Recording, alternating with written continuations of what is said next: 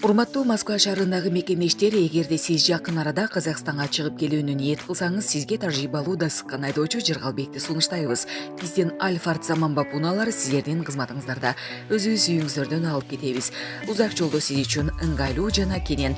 Алдын ала документти кара тизмеден текшеребиз, мөөнөт өтүп кеткен документтерге жардам беребиз, без пересадкасыз өзүбүз түз алып кирип чыгабыз.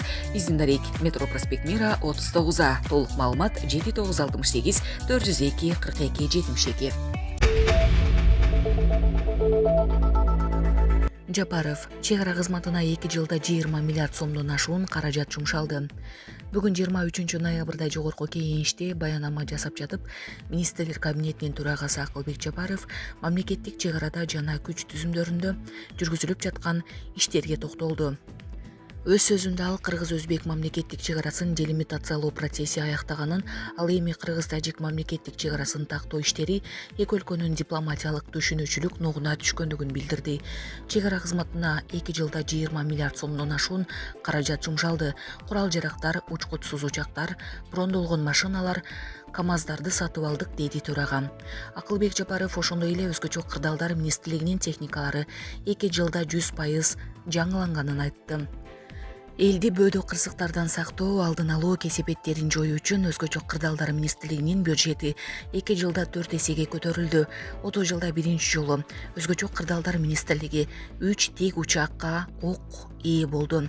Жалпы 700 техника жаңырды. Мамлекеттик бюджеттен 1 миллиард 422 миллион сом бердик, деди Жапаров. Коргоо министрлиги боюнча Жапаров биринчи жолу зениттик ракеталык комплекс алынганын, азыркы күндө 10 вертолет, 1 самолет иштеген абалга келгенин, бул абадан коргонуубузду камсыз кыларын кошумчалады. Ички иштер министрлигиндеги жүргүзүлүп жаткан реформалар боюнча Акылбек Жапаров буларга токтолду. Ички иштер министрлигинде ар бир участкалык милицияга бирден планшет, боди камераларды сатып бердик. 143 автотехника аймактарга кетти. 20 мобилдик автокомплекс ураган берилди. Санариптештирүү жаатында коомдук коопсуздук үчүн 800дөн ашуун видео камера орнотулду, деди ал. Мындан тышкары улуттук коопсуздук жактан элдин тынч жашоосуна коркунуч туудурган уюшкан кылмыштуу топторго каршы күрөш күчөтүлгөнүн, анын арты менен 2 террористтик топтун, 144 диний экстремисттик уюмдун иши жабылганын билдирди. Булак Супер Кежи. Камчыбек Ташиев Жеңгону оштон алдыртып келе жатканын айтты. Жеңго кайманаты менен таанылган Кадыр Досонов оштон алынып келе жатат. Бул тууралуу УКМК төрагасы Камчыбек Ташиев бүгүн 23 ноябрда жогорку кеңештин жыйынында айтты. Мен трибунадан айтып коеюнчу, мына бүгүн Жеңгону оштон алдыртып жатам. Ал эл алдында мыйзамдагы ууруу макамынан баш тарткан. Бирок ал экранга айтып коюп улантып жатат. Мен эми ал ОПГнын лидери болушун жоём. Экрандан айтып коюшуп эле кайра алектенип жатышат. Эми алектенишпейт. Биздин өлкөдө ОПГ болбойт, деди Ташиев. Булак Супер Кежи. Кытай бийлиги мечиттердин санын азайтууда. Human Rights Watch укук коргоо уюму Кытайдын бийлиги системалуу түрдө өлкөнүн түндүк аймактарында мечиттердин санын азайтып жатканын билдирди.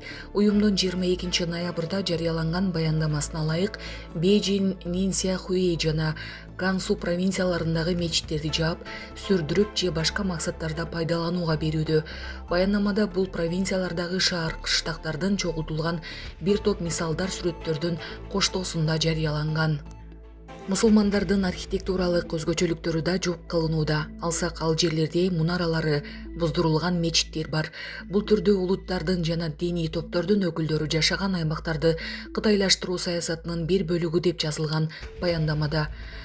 HRB уюмунун Кытайдагы бөлүмүнүн директору Майя Вонг бийликтин бул кадамын дин тутуу эркиндигин чектөө жана өлкөдө ислам динин системалуу түрдө кысымга алуунун бир бөлүгү деп атады. Баяндамада белгиленгендей, Кытайда мечиттердин консолидациясы тууралуу алгач коммунисттик партиянын 2018 жылдагы документинде сөз болгон. Анда исламды кытайлаштыруу стратегиясынын алкагында мамлекеттик органдарга мусулмандардын диний жайларын курууну, реконструкциялоону жана кеңейтүүнү кабыл алынган стандарттарга ылайык жүргүзүү тапшырмасы берилген. Ошондой эле анда түрттүрүлгөн мечиттер курулгандарга караганда көбүрөөк болушу керектиги жазылган. Кытайдын Шинжаң уйгур автоном районунда кыргыз, уйгур, казак жана башка улуттагы 100 миңдеген мусулман саясий тарбия берүүчү лагерлер деп аталган жайларга негизсиз камалып жатканы бир нече жылдан бери айтылып келет. Бул маалыматтар иликтөөлөргө көөлөрдүн айтып бергендерине негизделгени менен Бейжин Шинжаңдын тургундары диний же саясий көз караш үчүн куугунтукталып жатканын четке кагып, андай лагерлерди кесипке үйрөтүүчү борборлор деп атаган. Бул Кытай бийлигинин Шинжаңдагы мусулман азчылыгына жасаган мамилеси адамзатка каршы кылмышка барабар болушу мүмкүн деп эскерткен. Булак Назар Ньюс KG. Командаңыз сонун бирок кыздар азыраак болуп жатат, деди Жогорку Кеңештин депутаты Акбөкөн Таштанбеков парламенттин бүгүнкү 23 ноябрдагы жыйынында Акылбек Жапаровго кайрылып жатып, командага кыздарды аралаштыруу керек. Ошол эле мэрия акимчиликтерге айымдарды алып келсек, деди депутат.